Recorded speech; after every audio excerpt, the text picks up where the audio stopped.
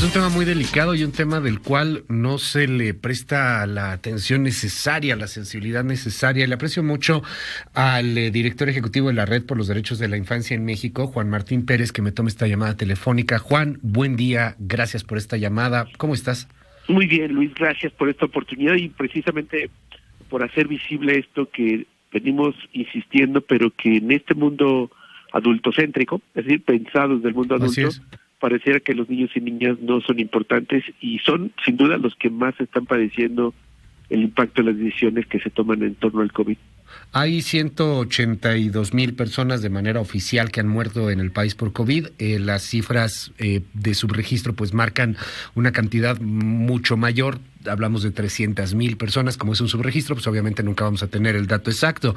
Gente que ha muerto y bueno, pues se quedan muchos niños en el abandono, se quedan muchos niños hasta sin tutor. ¿Tenemos datos del tamaño del problema, Juan?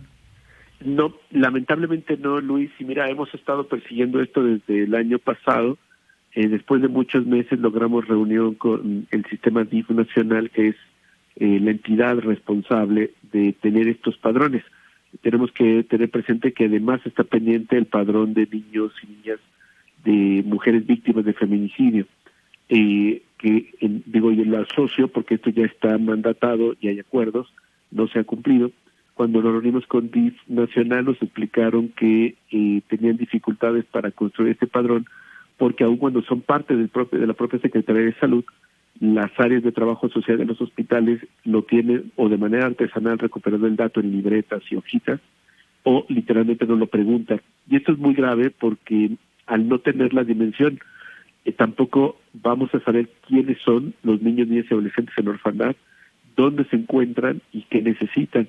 Y esto, pues con 182,000 personas, a diferencia de otros países en Europa, por ejemplo, donde las personas mueren en su gran mayoría más de 60 años, acá por las otras epidemias de obesidad, sobrepeso y otras, están muriendo las personas a partir de los 45 con mayor presencia estadística. Es altamente probable, y los casos que estamos identificando, que tienen muchos y muchas de ellas hijos e hijas adolescentes. Entonces, hay tres temas muy graves. El primero es el duelo, que no se puede dar con los rituales tradicionales, particularmente en la adolescencia es muy delicado para su salud mental. Lo segundo es la discriminación en su comunidad y en su propia familia, el impacto económico que representa un padecimiento como este, que es muy alto, y los efectos que van a quedar en el cuerpo de las familias y de los quienes se hayan contagiado.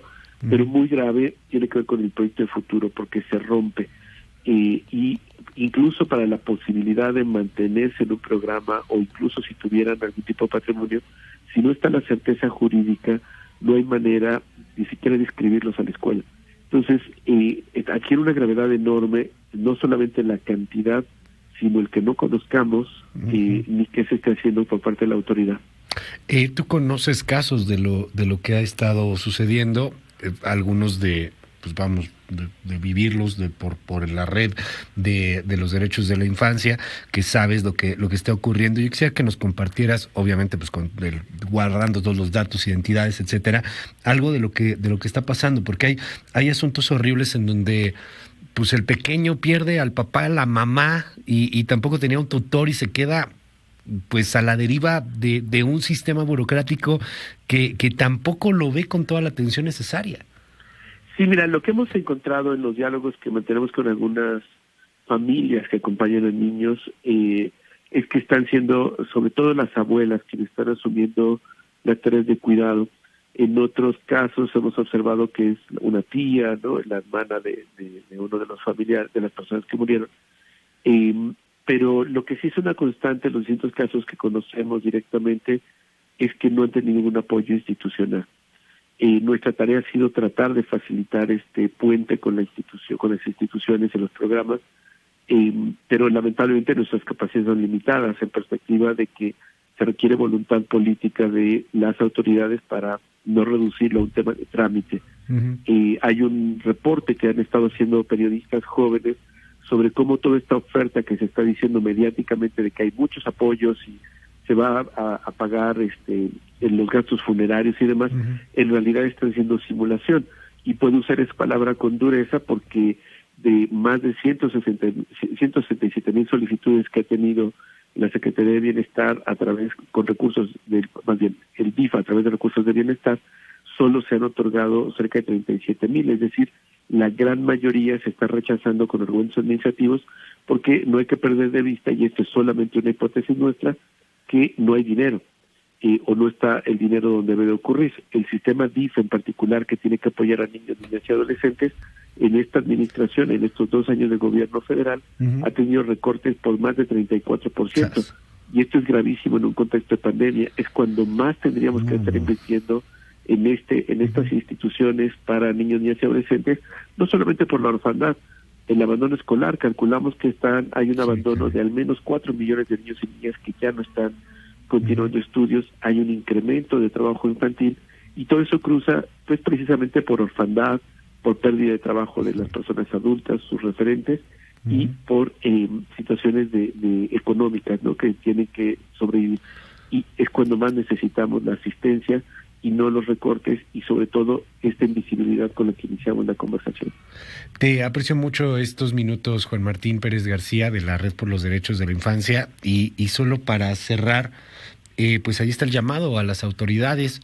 ¿Qué es lo que deberían de hacer? ¿Cuál sería el proceso? ¿Se mueren los papás? El DIF, pues a veces de plano no están, los apoyos ni siquiera están.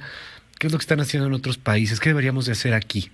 Pues mira, el sentido común nos puede orientar, además la ley así lo establece, es que se tiene que tener un registro de todos aquellos niños y niñas que quedan en una posibilidad de desprotección.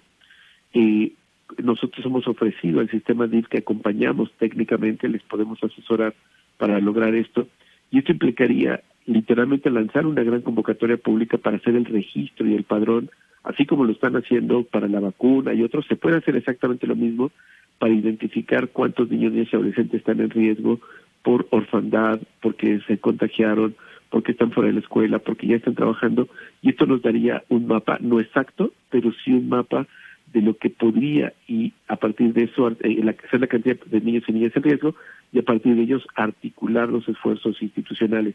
Secretaría de Educación Pública, que es muy importante, la Secretaría de Salud, Bienestar, Secretaría de Trabajo y la Secretaría de Hacienda. Todo esto requiere recurso público y no puede ser con recortes como lo están haciendo hasta ahora. Juan Martín Pérez García, muchas gracias por estos minutos. Muy buenos días. Muy buenos días, Luis. Buen día. Gracias.